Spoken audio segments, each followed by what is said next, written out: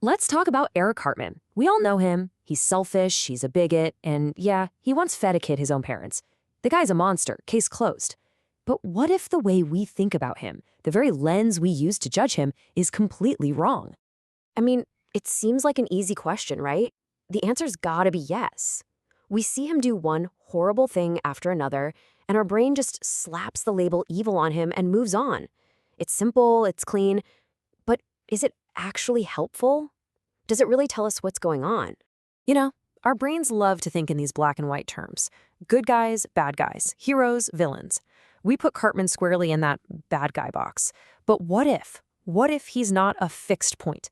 What if his behavior is more like a readout, a response to the environment he's in? Because if that's true, well, that changes literally everything. So let's dive into a completely new way to look at this. It's a framework that helps us see behavior not as some fixed moral state, but as a reaction. The fancy name for it is gradient fractal thinking, and trust me, it's one of the most powerful thinking tools you'll ever come across.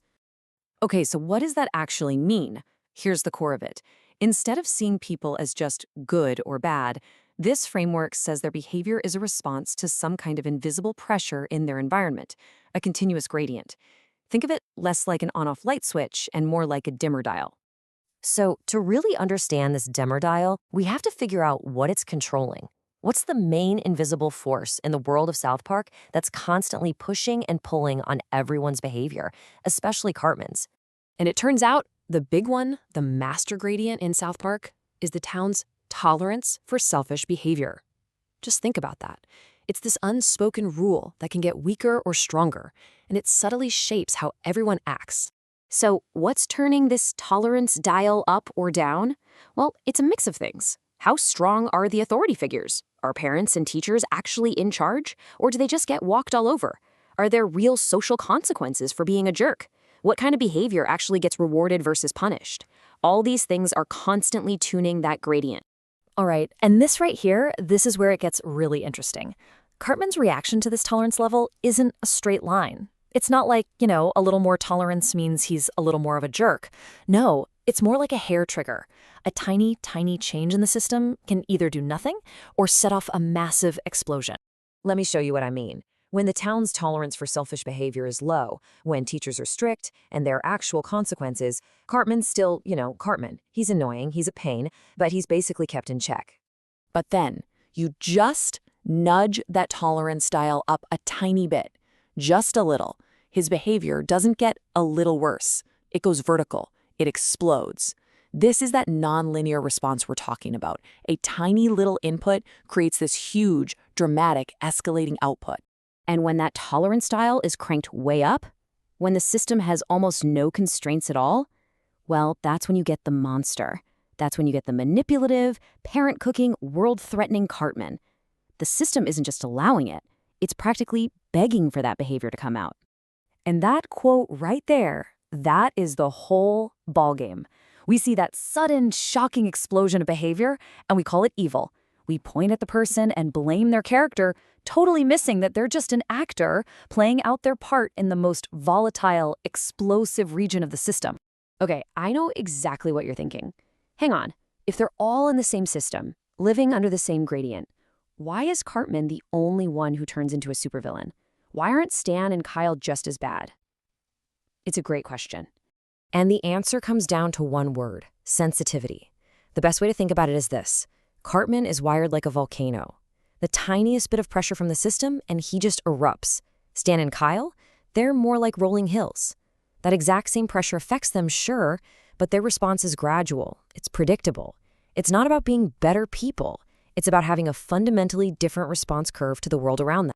So, now we've got this pattern, right? A controlling gradient and different people with different sensitivities to it. But here's where your mind is really going to get bent.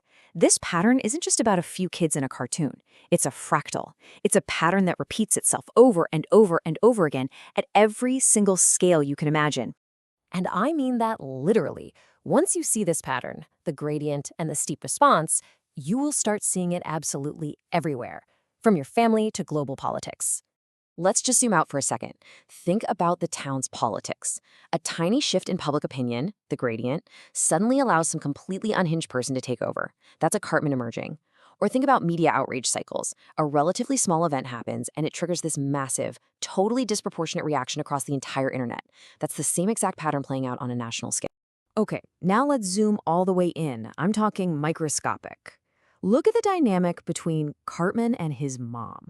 She has an incredibly high tolerance for his behavior. That tiny little two-person system creates its own Cartman. The pattern even repeats inside his own brain, with his own internal reward systems. It just keeps going. So here's the bottom line. A Cartman isn't a type of person.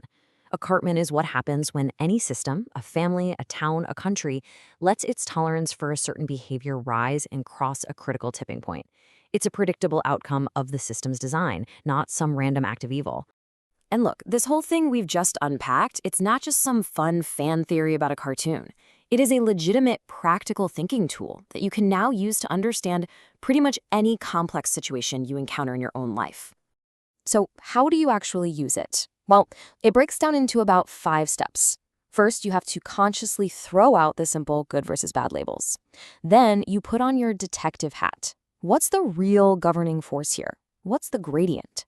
Once you think you found it, you look for those super sensitive tipping points. Then you ask, does this pattern pop up at bigger or smaller scales? And the whole goal, the end game, is to explain why things are happening without just falling back on lazy moral judgments. So when you put it all together, the conclusion is pretty clear. Cartman isn't evil because he chooses to be evil. He's what you get when a system with really weak rules crosses a very steep behavioral cliff. He is the result of an experiment that South Park runs again and again and again at every possible scale. And the really scary question this leaves us with is, how many systems in our own world are sitting right on the edge of that very same cliff?